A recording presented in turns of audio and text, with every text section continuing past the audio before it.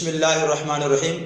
حضرات، بہت سے گناہ ایسے ہیں جو بکثرت پائے جاتے ہیں اور ان کو ہم معمولی سمجھتے ہیں، اور بعض لوگ تو ان کو گناہ ہی نہیں سمجھتے اور اس لیے اس سے توبہ بھی نہیں کرتے، حالانکہ وہ معمولی گناہ نہیں ہے، وہ کبیرہ گناہ ہے۔ اور قرآن نے فرمایا وَلَا يَغْتَبْ بَعْضُكُمْ بَعْضًا، تم میں سے کوئی ایک دوسرے کی غیبت نہ کرے۔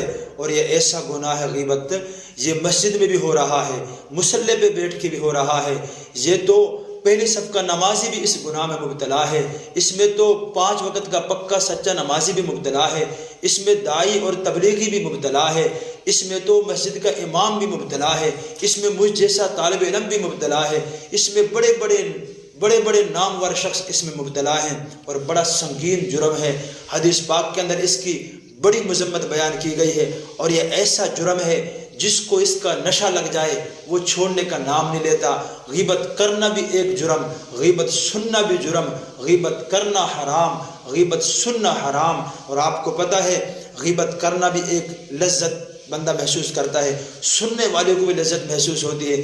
جسے کرنے کی عادت پڑ جائے اس سے بھی یہ نہیں چھوٹتی، جسے سننے کی عادت پڑ جائے اس سے بھی نہیں چھوٹتی، الا ماشاء اللہ، اللہ جس کو توفیق دے یا جو بندہ کوشش کرے اسے چھوڑنے کی، بڑا سنگین جرم ہے، اس سے ہمیں بچنا چاہیے۔ نہ جانے کتنے لوگوں کی ہم ہر روز غیبت کرتے ہیں، اپنی نیکی کو ضائع کر لیتے ہیں، حقوق العباد میں سے ہیں، جب تک انہیں سے معافی نہ مانگے معاف نہیں کیے جائیں گے۔ اس لیے اس گناہ سے بچا جائے۔ میرے لیے بھی دعا کریں، اپنے لیے بھی دعا کریں۔ امام شافعی رحمہ اللہ تعالیٰ کے سامنے کسی نے کہا فلاں آدمی نے آپ کو برا بھلا کہا، فرمایا اگر تو سچا ہے، یعنی واقعتاً اگر اس نے مجھے برا بھلا کہا تو نے چغلی کی ہے، جو کہ ایک بہت بڑا جرم ہے اور یہ حرام کبیرہ گناہ ہے، اور اگر تو جھوٹا ہے تو فاسق فاجر ہے۔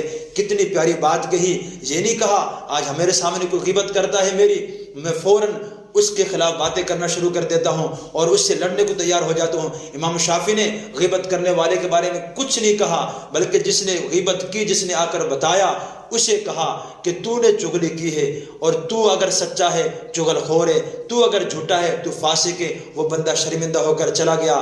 بتاؤ جب بندے کے سامنے ایسا جواب آئے گا دوبارہ غیبت کرے گا؟ دوبارہ کسی کی بات کو کسی کو پہنچائے گا؟ کبھی نہیں پہنچائے گا۔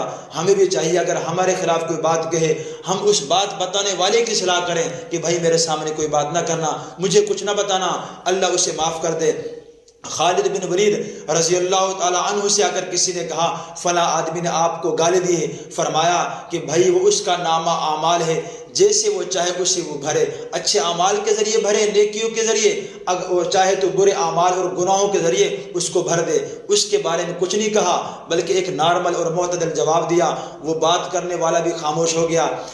امام شافعی رحمہ اللہ تعالیٰ کے بارے میں غالباً یہ بات میں نے پڑھی تھی، فرمایا کسی نے ان سے آ کر کہا کہ فلاں آدمی نے آپ کے بارے میں غیبت کی ہے، فرمایا تو نے 3 جرم کیے ہیں۔ نمبر 1، تو نے میرے اور میرے بھائی کے درمیان دوری ڈال دی ہے۔ نمبر 2، تو نے میرے خالی دل کو مشغول کر دیا ہے۔ نمبر 3، تو نے اپنے مقام کو میرے نزدیک گرا دیا، خراب کر دیا، یعنی تو نے اس کی بات کو میرے تک پہنچایا تو نے عزت کا کام نہیں کیا، میرے نزدیک تو میری نظروں سے گر گیا ہے۔ علی بن حسین رحمہ اللہ تعالیٰ کے بارے میں آتا ہے کسی نے کہا کہ فلاں آدمی آپ کو برا بھلا کہتا ہے، فرمایا اگر وہ اپنی بات میں سچا ہے، یعنی اس نے میری برائی کی ہے، واقعتاً اگر میرے اندر برائی ہے تو اللہ مجھے معاف کر دے، اگر میرے اندر برائی نہیں ہے پھر اس نے غیبت کی ہے، اللہ اسے معاف کر دے۔ کتنے خوبصورت جواب دیے ان حضرات نے۔ ہمیں بھی چاہیے کہ ہم انہی جواب کے ساتھ اگلے کی اصلاح کریں۔ جب آپ رپلائی نہیں دیں گے، آپ کو اس کا بدلہ نہیں دیں گے، آپ کوئی ان کے بارے میں سخت الفاظ نہیں بولیں گے تو غیبت کرنے والے کو مزہ نہیں آئے گا، جس نے چغلی کی ہے اس کو مزہ نہیں آئے گا، وہ دوبارہ آپ سے کوئی بات نہیں کہے گا۔